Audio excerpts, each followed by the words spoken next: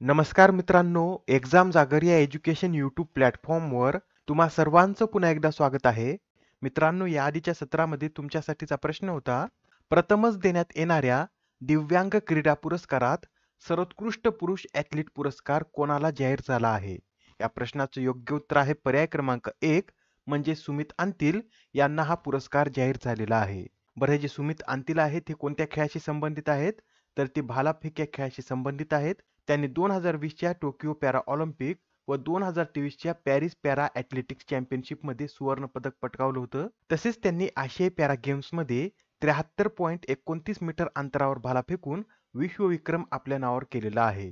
त्यांना 2022 मध्ये पद्मश्री तर 2021 मध्ये खेलरत्न या पुरस्काराने सन्मानित करण्यात आलं होतं. आजच्या सत्राचा पहिला प्रश्न पहा. भारतातील पहिली AICT म्हणजेच आर्टिफिशियल इंटेलिजन्सवर आधारित पहिली सिटी कोणत्या शहरात निर्माण करण्यात येणार आहे? तर आता भारतातील पहिली AICT ही लखनौ या शहरामध्ये निर्माण करण्यात येणार आहे. योगी सरकारने लखनौला देशाचे उद्योन्मुख IT हॉटस्पॉट म्हणून स्थापित करण्यासाठी नादरगंज भागात आर्टिफिशियल इंटेलिजन्स म्हणजेच AICT विकसित करण्याचा निर्णय घेतलेला आहे. या शहरासाठी नोडल एजन्सी म्हणून कोण कार्य करेल? तर Uttar Pradesh electronics corporation limited या शहरासाठी नोडल एजन्सी म्हणून कार्य करेल व पुढच्या 5 वर्षात ही सिटी निर्माण करण्याचं उद्दिष्ट ठेवण्यात आलेलं आहे. यासह हे सुद्धा लक्षात ठेवा, सौर ऊर्जेवरील देशातील पहिले अल्ट्रा फास्ट चार्जिंग स्टेशन मुंबईमध्ये स्थापन करण्यात आलेलं आहे. भारतातील पहिले telecom centre of excellence Uttar Pradesh, जगातील पहिले 3D प्रिंटेड मंदिर तेलंगणा, जगातील पहिलं जलविद्यापीठ उत्तर प्रदेश, सर्व जिल्ह्यांमध्ये हॉलमार्किंग केंद्र असणारे देशातील पहिलं राज्य केरळ, भारतीय लष्कराचा पहिला vertical wind tunnel Himachal Pradesh, अधिकृत वृक्ष, फूल, पक्षी प्रजाती घोषित करणारा भारतातील पहिला जिल्हा कासारगोड, दिव्यांगांसाठीचे देशातील पहिले हायटेक क्रीडा प्रशिक्षण केंद्र मध्य प्रदेश, रोबोटिक्स फ्रेमवर्क सुरू करणारे देशातील पहिलं राज्य तेलंगणा, भारतातील पहिले आंतरराष्ट्रीय मल्टीमॉडेल लॉजिस्टिक पार्क आसाम, तर देशातील पहिले एअरफोर्स हेरिटेज सेंटर हे चंदीगडमध्ये स्थापन करण्यात आलेलं आहे. प्रश्न क्रमांक 2. भारतीय कुस्ती महासंघाला निलंबित केल्यानंतर भारतीय ऑलिम्पिक संघटनेने भारतीय कुस्ती महासंघाचे दैनंदिन व्यवहार चालवण्यासाठी कोणाच्या अध्यक्षतेखाली एक 3 सदस्यीय तदर्थ समितीची स्थापना केली आहे? मित्रांनो, याआधी आपण पाहिलं होतं की भारतीय कुस्ती महासंघाचे अध्यक्ष म्हणून संजय सिंह हे निवडून आलेले आहेत व या निवडीनंतर काही कुस्तीपटूंनी याला तीव्र विरोध केल्यानंतर क्रीडा मंत्रालयाने या भारतीय कुस्ती महासंघालाच निलंबित केलेलं आहे. आता या महासंघाचे दैनंदिन व्यवहार चालवण्यासाठी भूपेंदर सिंग बाजवा यांच्या अध्यक्षतेखाली एक समिती स्थापन करण्यात आली आहे. आता हे जे भूपेंदर सिंग बाजवा आहेत हे भारतीय वुशू असोसिएशनचे अध्यक्ष आहेत व ते आता या पॅनलचे अध्यक्ष म्हणून देखील कार्य करणार आहेत. यावर जे इतर 2 सदस्य आहेत त्यामध्ये माजी हॉकी ऑलिम्पियन MM सोमय्या आणि माजी आंतरराष्ट्रीय बॅडमिंटनपटू मंजुषा कंवर यांचा समावेश आहे. बरं मित्रांनो, मंजुषा कंवर यांचं नाव याआधी सुद्धा आपण पाहिलं होतं. तुम्हाला लक्षात आहे का पहा, अलीकडेच आपण पाहिलेलं आहे की क्रीडा क्षेत्रातील आजीवन कामगिरीसाठी मेजर ध्यानचंद पुरस्कार हा मंजुषा कंवर यांना सुद्धा जाहीर झालेला आहे. त्यासाठी यांचं नाव लक्षात ठेवा. मंजुषा कंवर या बॅडमिंटन खेळाशी संबंधित आहेत व त्यांना मेजर ध्यानचंद पुरस्कार जाहीर झालेला आहे. बरं, भारतीय कुस्ती महासंघाची स्थापना कधी करण्यात आली होती? तर 27 जानेवारी 1967 मध्ये याची स्थापना करण्यात आली होती व याचं मुख्यालय नवी दिल्लीमध्ये स्थित आहे. प्रश्न क्रमांक 3. झारखंड उच्च न्यायालयाचे हंगामी मुख्य न्यायाधीश म्हणून कोणाची नियुक्ती करण्यात आली आहे? तर आता झारखंड उच्च न्यायालयाचे हंगामी मुख्य न्यायाधीश म्हणून एस चंद्रशेखर यांची नियुक्ती करण्यात आलेली आहे. मित्रांनो, झारखंड उच्च न्यायालयाचे मुख्य न्यायाधीश संजय कुमार मिश्रा हे वयाच्या 62 वर्षानंतर या पदावरून निवृत्त झालेले आहेत. त्यासाठी आता या पदावर हंगामी मुख्य न्यायाधीश म्हणून एस चंद्रशेखर यांची नियुक्ती करण्यात आलेली आहे. बरं, भारतीय राज्यघटनेच्या कोणत्या कलमामध्ये हंगामी मुख्य न्यायाधीशाची तरतूद देण्यात आली आहे? तर भारतीय राज्यघटनेच्या कलम 223 मध्ये हंगामी मुख्य न्यायाधीशांची तरतूद देण्यात आलेली आहे. आणि हंगामी मुख्य न्यायाधीशांची नियुक्ती कधी केली जाते? तर मुख्य न्यायाधीशाची पद रिक्त असेल अथवा तात्पुरत्या कारणामुळे ते अनुपस्थित असतील किंवा कर्तव्याचे पालन करण्यास ते असमर्थ असल्यास राष्ट्रपती उच्च न्यायालयातील अन्य न्यायाधीशांपैकी एकाची नेमणूक हंगामी मुख्य न्यायाधीश म्हणून करतात. लक्षात ठेवा, हंगामी मुख्य न्यायाधीशांची नेमणूक कोणाद्वारे करण्यात येते? तर राष्ट्रपतीद्वारे करण्यात येते. बरं, झारखंड उच्च न्यायालयाची स्थापना कधी करण्यात आली होती? तर 15 नोव्हेंबर 2000 रोजी झारखंड उच्च न्यायालयाची स्थापना करण्यात आली होती. प्रश्न क्रमांक 4. 13व्या PSC उत्कृष्टता पुरस्कारांमध्ये मिनिरत्न श्रेणीतील प्रतिष्ठित CMD ऑफ द इयर या पुरस्काराने कोणाला सन्मानित करण्यात आले? या प्रश्नाचं योग्य उत्तर आहे पर्याय क्रमांक 3 म्हणजेच प्रदीप कुमार दास यांना प्रतिष्ठित CMD ऑफ द इयर या पुरस्काराने सलग दुसऱ्यांदा सन्मानित करण्यात आलेला आहे.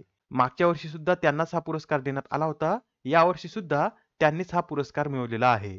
हे जे प्रदीप कुमार दास आहेत हे IREDA म्हणजेच इरिडाचे अध्यक्ष आणि व्यवस्थापकीय संचालक आहेत. या IREDA चा फुल फॉर्म सुद्धा नोट करून घ्या. Indian renewable energy development agency असे याचे पूर्ण स्वरूप आहे व याची निर्मिती 1987 मध्ये करण्यात आली होती. आणि मित्रांनो, याआधी सुद्धा आपण काही महत्त्वपूर्ण पुरस्कार पाहिले आहेत, ते सुद्धा आपण एकदा रिवाइज करून घेऊया. तर पहा, FIH goalkeeper of the year हा पुरस्कार सविता पुनिया, तर FIH player of the year हा पुरस्कार हार्दिक सिंग यांनी पटकावलेला आहे. लीफ एरिक्सन लुनर पुरस्काराने इस्रोला सन्मानित करण्यात आलं.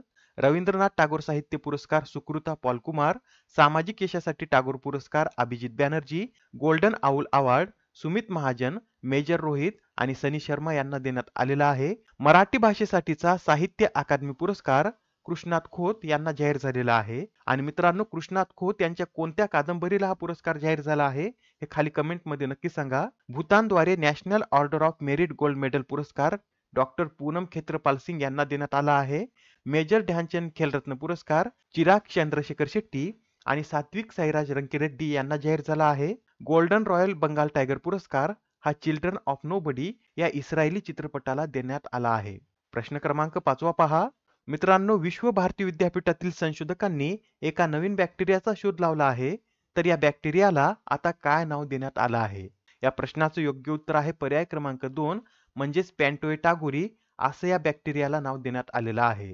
व या बॅक्टेरियाला रवींद्रनाथ टागोर यांच्या नावावरून हे पॅन्टोएटागोरी असं नाव देण्यात आलं आहे. मित्रांनो, आपले जे रवींद्रनाथ टागोर आहेत यांना 1913 मध्ये साहित्यातील नोबेल पारितोषिकाने सन्मानित करण्यात आलं होतं, हे सुद्धा लक्षात ठेवा.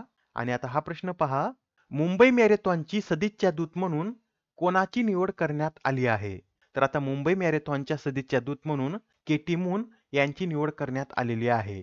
केटी मून या एक पॉल वॉल्ट खेळाडू आहेत व त्यांनी 2020च्या ऑलिम्पिकमध्ये या खेळात सुवर्ण पदक सुद्धा पटकावलं होतं. आणि आता 21 जानेवारी पासून सुरू होणाऱ्या मुंबई मॅरेथॉनच्या त्या सदिच्छा दूत म्हणून देखील कार्य करणार आहेत. ही या मॅरेथॉनची कितवी आवृत्ती आहे? तर ही या मॅरेथॉनची 19वी आवृत्ती आहे. आणि मित्रांनो, जगातील टॉप 10 मॅरेथॉन मध्ये आपल्या मुंबई मॅरेथॉनचा सुद्धा समावेश होतो व या मॅरेथॉन मध्ये पुरस्कार स्वरूप म्हणून $4,05,000 अमेरिकन डॉलर इतकी रोख रक्कम देण्यात येते. बरं, तुम्हाला हे लक्षात आहे का पश्चिम बंगालचे ब्रँड अँबॅसेडर म्हणून कोणाची नियुक्ती करण्यात आली आहे? तर सौरव गांगुली यांची पश्चिम बंगालचे ब्रँड अँबॅसेडर म्हणून नियुक्ती करण्यात आलेली आहे. प्रश्न क्रमांक 7 इंडस इंड बँकेद्वारे लॉन्च करण्यात आलेल्या रुपे नेटवर्कवर आधारित भारतातील पहिल्या कॉर्पोरेट क्रेडिट कार्डचं नाव काय आहे? तर आता इंडस इंड बँकेने रुपे नेटवर्कवर आधारित भारतातील पहिलं कॉर्पोरेट क्रेडिट कार्ड लॉन्च केलेलं आहे व याला ई स्वर्णा असं नाव देण्यात आलेलं आहे. काय नाव देण्यात आलेलं आहे? तर ई स्वर्णा असे या क्रेडिट कार्डला नाव देण्यात आलेलं आहे. या असंच हे सुद्धा लक्षात ठेवा, या इंडस इंड बँकेची स्थापना 1994 मध्ये करण्यात आली होती व याचं मुख्यालय मुंबईमध्ये स्थित आहे. नेक्स्ट क्वेश्चन पहा. सेबीने बॉम्बे स्टॉक एक्सचेंजचे अध्यक्ष म्हणून कोणाच्या नावाची घोषणा केली आहे? तर आता सेबीने बॉम्बे स्टॉक एक्सचेंजचे अध्यक्ष म्हणून प्रमोद अग्रवाल यांच्या नावाची घोषणा केलेली आहे. सध्या आता एस मुंद्रा हे बॉम्बे स्टॉक एक्सचेंजचे अध्यक्ष म्हणून कार्यरत आहेत. ते 16 जानेवारी 2024 रोजी निवृत्त होणार आहेत. त्यानंतर प्रमोद अग्रवाल हे बॉम्बे स्टॉक एक्सचेंजचे नवीन अध्यक्ष म्हणून कार्य करतील. बरं, या बॉम्बे स्टॉक एक्सचेंजची स्थापना कधी करण्यात आली होती? तर 1875 मध्ये याची स्थापना करण्यात आली होती व याचं मुख्यालय मुंबईमध्ये स्थित आहे. प्रश्न क्रमांक 9 99व्या जागतिक संगीत महोत्सवाचं आयोजन कोणत्या राज्यात करण्यात आले?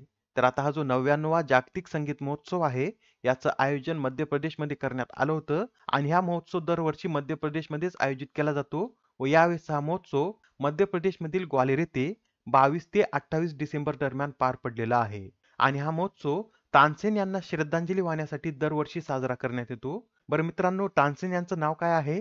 तर रामतनू मिश्रा असं तानसेन यांचं नाव आहे व त्यांना हिंदुस्थानी संगीताचे जनक म्हणून सुद्धा ओळखलं जातं. या महोत्सवामध्येच 2022च्या कवी प्रदीप सन्मानाचं सुद्धा वितरण करण्यात आलेलं आहे व हा पुरस्कार कवी गुरु सक्सेना यांना देण्यात आलेला आहे. आणि मित्रांनो, याच महोत्सवामध्ये तबला वादनाचा सुद्धा विश्व रेकॉर्ड झालेला आहे. याआधी सुद्धा आपण पाहिलं होतं. त्यावेळेस आपण 1500 तबला वादकांनी एकत्र तबला वादन करून हा रेकॉर्ड केला आहे असं पाहिलं होतं. यामध्ये आता करेक्शन करून घ्या. यात 1282 तबला वादकांनी एकत्र तबला वादन करून हा विश्व रेकॉर्ड आपल्या नावावर केलेला आहे. बऱ्याच न्यूजपेपरमध्ये ते 1500 दिलेलं आहे, पण ही जी इमेज आहे ही मध्य प्रदेश शासनाची आहे.